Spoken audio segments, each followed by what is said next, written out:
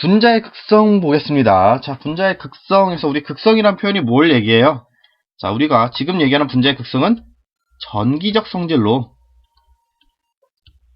자, 전기에는 플러스 극과 마이너스 극이 있죠. 따라서 극성이란 무엇이다? 플러스 극을 띠는 성질 또는 마이너스 극을 띠는 성질을 우리가 앞으로 극성이라고 할 거다.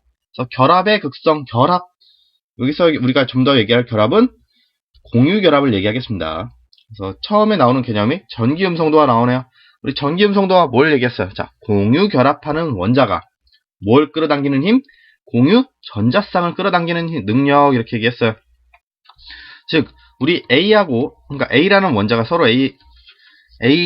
서로 간에 공유결합을 이루게 된다면은, 자, 이 공유결합을 할 때 공유전자쌍이라는 게 존재를 하죠. 이 공유전자쌍을 어느 쪽으로 좀 더 끌어당길 거냐, 이쪽에서 더 강하게 당기냐, 그 반대쪽에서 좀 더 강하게 당기냐, 이 능력을 비교하는 게 전기음성도라는 개념입니다. 그래서 이 공유전자쌍을 끌어당기는 힘이 뭐가 제일 세기 때문에, 이 플로린, F가 제일 세기 때문에 이 가장 센 원소를 4.0으로 놔서, 수치를 4.0으로 놔서, 자, 이 4.0을 기준으로 상대적 수치, 다른 원소들의 상대적 수치를 표현을 한다. 이렇게 기억을 하시면 되겠고요.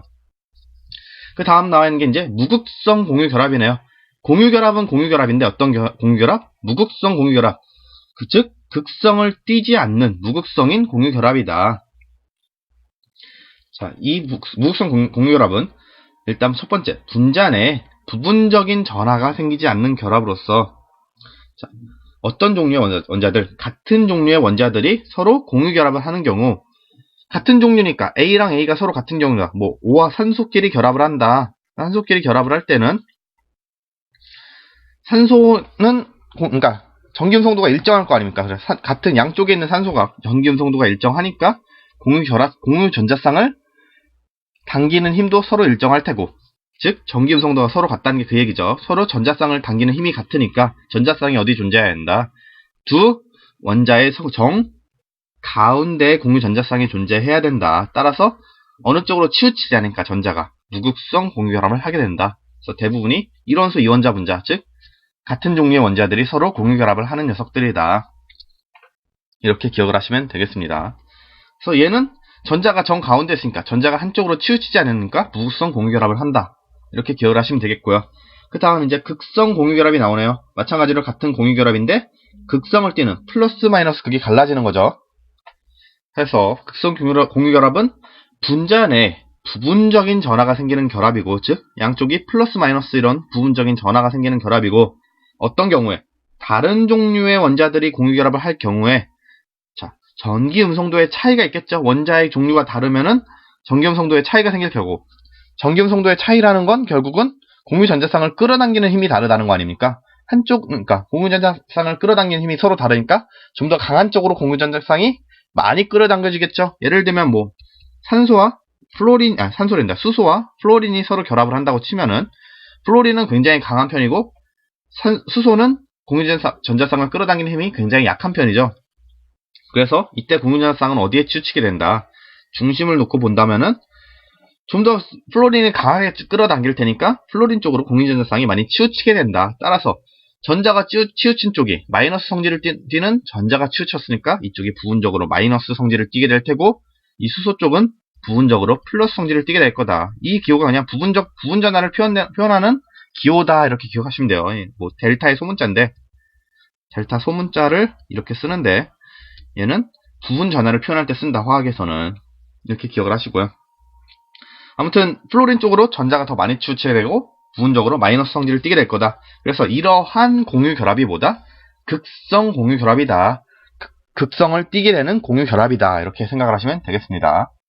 자, 넘어가서 이제 뭐 예시라고 할 수 있겠네. 예시가 나와 있죠. 자, 근데 그림 보시면은 이제 여러분들도 이제 이걸 보고 약간 잘못됐다 하는 점을 집어주실 수 있어야 되는데요. 지금 보시면은 구조가 살짝 마음에 안 드는 게, 자, CO2 같은 경우는 우리가 이제 구조를 그린다면, 자, 이런 식의 구조를 가져야 되죠. 탄소를 중심으로 산소와 각각 이중결합을 해서 직선형의 구조를 가져야 되는데, 약간 직선형이라고 보기는 조금 힘들죠. 그래서 이제 그림상으로 표현을 하다 보니까 약간 이렇게 나올 수도 있는데 실제로 이제 직선 구조를 가져야 된다.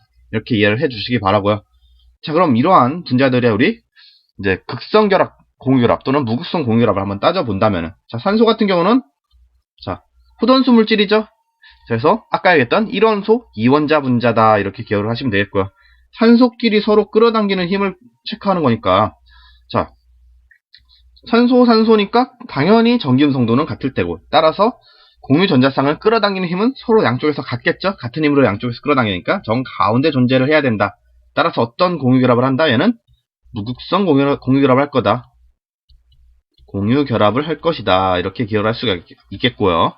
자, CO2 이산화탄소 같은 경우는 탄소를 중심으로 양쪽으로 산소와 이제 공유 결합을 하는데, 산소와 탄소니까 서로 간에 공유 전자쌍을 끌어당기는 힘, 즉 전기 음성도는 다를 테고, 산소가 좀 더 세겠죠, 전기 음성도가.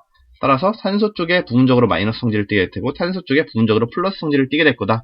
그래서 어떤 공유 결합을 한다? 극성 공유 결합을 할 것이다. 이렇게 기억을 할 수가 있습니다. 자, 마찬가지로 H2O도 마찬가지죠. 산소 중심으로 H 이렇게 돼 있고, 비공유 전자쌍이 있는 형태인데, 산소와 수소 사이의 전기 음성도는 다르고, 공유 전자쌍 끌어당기는 힘도 다르고, 어느 쪽으로 좀 더 많이 끌어당겨요? 산소가 세니까 산소 쪽으로 많이 끌어당기겠죠, 공유 전자쌍이. 따라서 산소 쪽에 부분적으로 마이너스, 수소 쪽에 부분적으로 플러스가 생길 거다. 따라서 얘는 극성 공유 결합한다. 이렇게 얘기할 수 있겠죠.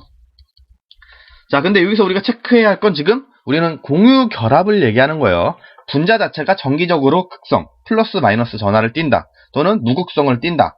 이 얘기를 하는 게 아니라 공유 결합 안에서 공유 결합을 극성으로 공유 결합하느냐, 무극성으로 공유 결합하느냐를 따지고 있는 겁니다. 따라서 이 얘기만 듣고 CO2 얘는 분자 극성이네, 무극성이네, 아직은 이렇게 따지면 안 된다는 거예요.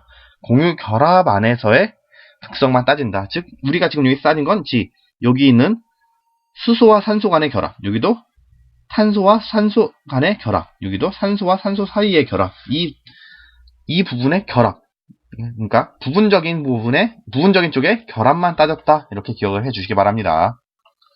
자, 넘어가서 분자의 극성 얘기해 봅시다. 분자의 극성, 앞서서는 우리 결합의 극성의 결합, 즉 두 원자 사이의 결합 사이에서 얘가 극성을 띠는지 무극성을 띠는지 얘기를 하는 거고, 이번엔 분자, 그쵸? 이제 결합이 모여서 형성된 원자 사이의 결합을 통해서 형성된 분자 전체가 극성을 띠는지 또는 극성을 띠지 않는지를 얘기를 하자는 거예요. 그래서 첫 번째 나온 개념이 쌍극자 모멘트라는 개념이 나옵니다. 쌍극자 모멘트는 뭐냐? 분자 내에 전하의 분포가 균일하지 않아서, 전하의 분포가 균일하지 않아 부분적인 전하를 띠는 것을 우리가 앞으로 쌍극자라고 얘기해요. 쌍극자라는 게 뭐냐면은 이제 분자 내에서 플러스를 띠는 부분도 있고 마이너스 부분을 띠는 부분도 있을 거 아닙니까? 그래서 플러스 띠는 부분과 마이너스 부분 띠는 것, 극이 두 개를 띠니까 쌍극자라 부르는 거예요. 그래서 플러스 극과 마이너스 극을 동시에 띠기 때문에 쌍극자라 부르는 거고, 자, 이렇게 부분적인 전하 띠는 것을 앞으로 쌍극자라 부르고, 이 크기를 쌍극자의 크기, 그러니까 물리적인 크기를 얘기하는 게 아니라 끌어당기는 힘의 크기를 얘기하는 거겠죠. 플러스 극이 좀 더 많이 몰려있다든지 마이너스 극이 많이 몰려있다든지 이러한 크기를 쌍극자 모멘트로 나타낼 것이다. 쌍극자 모멘트는 벡터량, 즉 방향과 크기가 존재함으로 이제 다음과 같이 나타낸다. 어떻게? 화살표로 나타낼 거예요. 자, 한 분자 내에 이렇게 포지티브 차지, 즉 플러스 극을 띠는 부분하고 네거티브 차지, 마이너스 극을 띠는 부분이 있으면은 어떻게 나타낼 것이냐?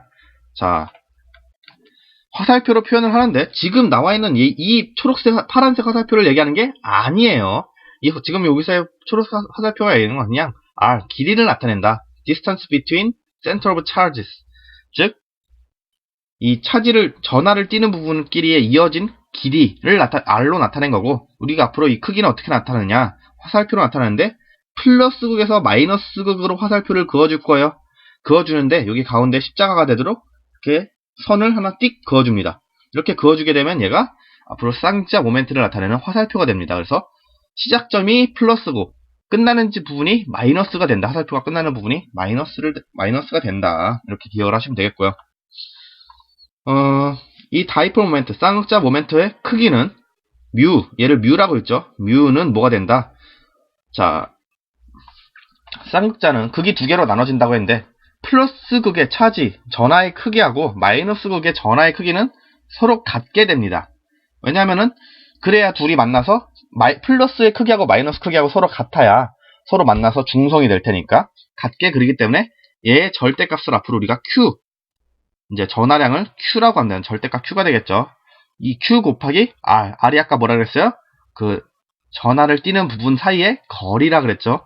그래서 Q 곱하기 R이 쌍극자 모멘트의 크기가 된다. 이렇게 기억을 하시면 되겠고요. 네, 근데 실제로 저희가 이제 이 쌍극자 모멘트를 따져서 분자의 극성을 따질 때는 이제 처음 우리 분자의 구조를 알고 이제 쌍극자 모멘트를 배웠으니까 이때 써먹을 때만 쓰고요. 이제 후에는 이제 대략적인 우리가 분자의 구조만 보고도 쌍극자 모멘트를 직접 화살표를 이렇게 나타내지 않아도 이제 분자의 극성을 따지는 방법을 이제 자연스럽게 익히게 될 겁니까? 지금 이 쌍극자 모멘트라는 개념이 약간 복잡하고 뭐 공식 같은 거 사실 공식 같지도 않은 공식이지만 이런 게 나왔다고 너무 어렵게 생각하실 필요는 없습니다. 지금 보시면 우리가 생각해야 할 건 뭐예요? 이 쌍극자 모멘트가 뭐에 비례한다? 자, 차지된 전하량 플러스 극의 크기 또는 마이너스 극의 크기와 비례하고 또 뭐와도 비례한다. 그 거리와도 비례한다 라는 걸. 즉 플러스와 마이너스가 멀리 떨어지면 멀리 떨어질수록 다이폴 모멘트, 쌍극자 모멘트의 크기가 커진다 라는 것만 기억을 해 주시기 바랍니다.